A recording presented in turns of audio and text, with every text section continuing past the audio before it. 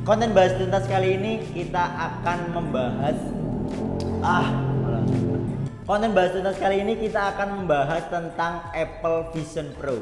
Nah, beberapa minggu ini mungkin kalian sudah mendapati video tentang Apple Vision Pro dengan banyak orang yang berjalan-jalan menggunakan kacamata yang seperti yang mau nyelam gitu, gede, terus dengan gimmick-gimmick kayak ngetik atau merubah-rubah gitu-gitu.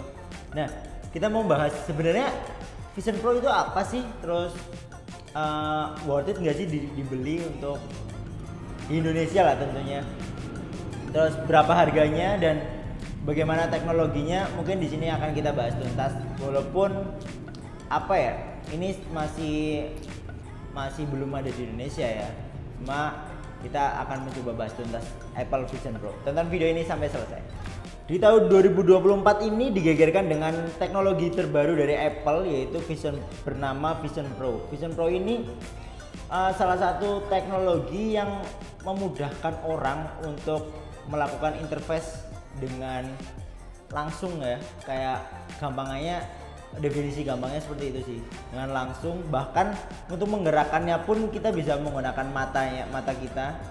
Terus mau kanan kiri kita bisa menempelkan salah satu misal alarm atau galeri foto ke tembok ketika kita lagi diam gitu, itu bisa. Apple Vision Pro ini dibanderol dengan harga, karena ini dirilis di Amerika, dibanderol dengan harga $3.499 atau sekitar 54 juta. Dengan 54 juta kalian bisa merasakan sensasi sensasi menggunakan kayak bisa dibilang mirip VR sih. Cuma di sini kita bisa melihat interface menu HP, menu iPhone tentunya, menu iPhone, tapi secara langsung kita bisa menempatkan misal di pas buka sini, terus bisa di sini gitu. Nah, untuk seri terendahnya Apple Vision Pro Gen 1 ini mengusung memori dengan 256 GB. Nah, di dalam Vision Pro ini aku jelasin sedikit ya. Jadi di dalam Vision Pro ini terdapat kurang lebih ada, kalau nggak salah ini 12 kamera, 5 sensor dan 6 mikrofon. Nah, chipsetnya ini dibekali dengan dua chipset yang digabungkan jadi satu, yaitu M1 dan R1. M2 dan R1. Nah, itu dijadikan satu. Tentu untuk aksesibilitasnya tentu pasti ini sangat lancar ya. Bayangkan aja kita menggunakan Vision Pro ini menggunakan chipset yang setara dengan Apple MacBook Pro yang generasi M2, itu udah sangat cepet sih. Nah, di Apple Vision Pro ini mungkin nanti aku tampilin gambarnya ya. Setiap matanya itu memiliki resolusi 4K. Jadi ini cukup jelas dan pixelnya juga, kerapatan pixelnya 4K lah. Kita tahu kerapatan pixelnya sangat bagus. Terus jelas tentunya, bahkan lebih dari HD. Dengan 4K tentu kita bisa melihat sayangnya ini belum ada aplikasi-aplikasi tambahan sih. Jadi kita mau lihat YouTube pun kita harus pakai browser. Masih aplikasi-aplikasi dasar iPhone sih, kayak misal foto, FaceTime, terus Safari, terus mungkin ada pesan, catatan dan lain-lain gitu. Sama udah sih paling itu doang, nggak ada mungkin bagi aplikasi developer aplikasi mungkin masih belum masuk ke aplikasi Apple Vision Pro, karena kita tahu lah harganya yang sangat tinggi. Mungkin kalau misalnya untuk ngedevelop sebuah aplikasi ditaruh biar bisa masuk ke Apple Vision Pro, ini kayak nggak sebanding lah. Sedangkan Apple Vision Pro aja belum laku banyak di pasaran karena harganya yang cukup tinggi, apalagi di Indonesia ya. 50 juta kalian bisa umroh terus macam-macam lah dengan harga 50 juta ya, hanya untuk sekedar melihat dan bisa bekerja sambil jalan mungkin ya. Nah, kalau misal dari segi perangkatnya sih, nanti ini Apple Vision Pro ini akan dibekali dengan baterai yang konektornya menggunakan teknologi terbaru dari Apple. kayak pin lock gitu sih, dimasukin terus diputar, dan nanti baterainya kita bisa kantongin gitu. Jadi kenapa kabelnya menjulang itu sebenarnya kabel powernya sih gitu. Tapi memang harusnya seperti itu sih.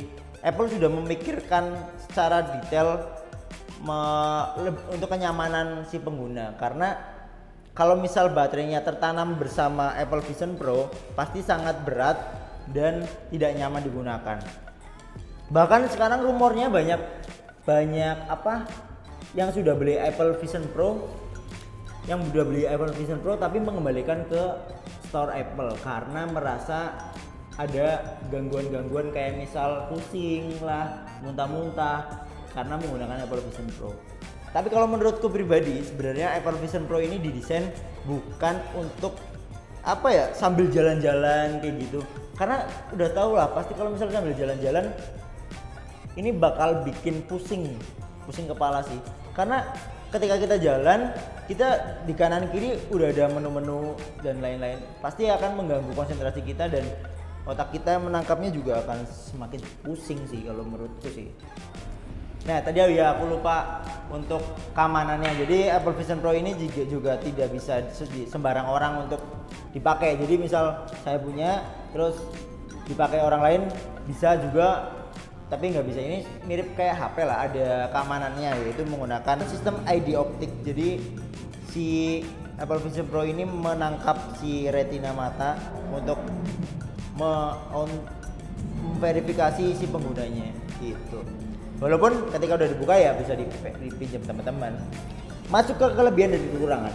Kelebihan dari Apple Vision Pro ini tentu kita bisa merasakan sensasi lebih ketika menonton video atau bekerja langsung tanpa ada harus megang, tapi kita udah bisa di udara gini.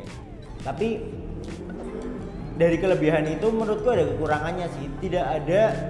Kita tidak merasakan feel in ketika megang keyboard, terus ketika itunya sih kayak zoomnya, kita tidak merasakan hal itu tersebut karena semuanya udah by virtual gitu. Terus kelebihan lainnya mungkin teknologi yang digunakan sih. Ketika kalian beli ini, kalian beli teknologi, kalian juga bisa merasakan perkembangan teknologi yang sangat amat pesat yang dikembangkan oleh Apple. Itu menjadi kelebihan dari Apple Vision Pro sih. Satu lagi mungkin kalian bisa ria ketika kalian punya Apple Vision Pro, karena dengan harga 50 juta siapa yang mau beli Apple Vision Pro lah.